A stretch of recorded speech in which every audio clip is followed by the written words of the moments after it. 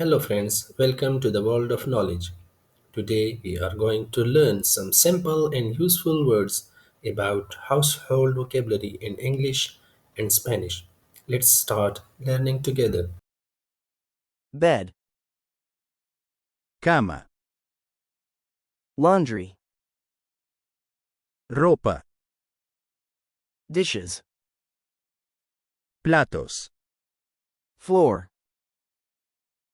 piso, trash, basura, dinner, cena, table, mesa, plants, plantas, soap, jabón, clothes, ropa, pets, mascotas, windows, ventanas, room,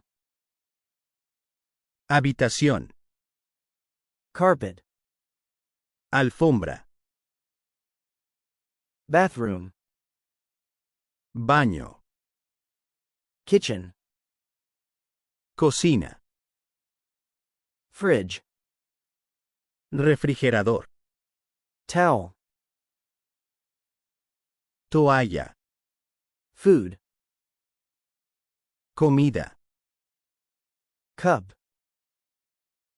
taza, glass, vaso, chair, silla, broom, escoba, door. puerta.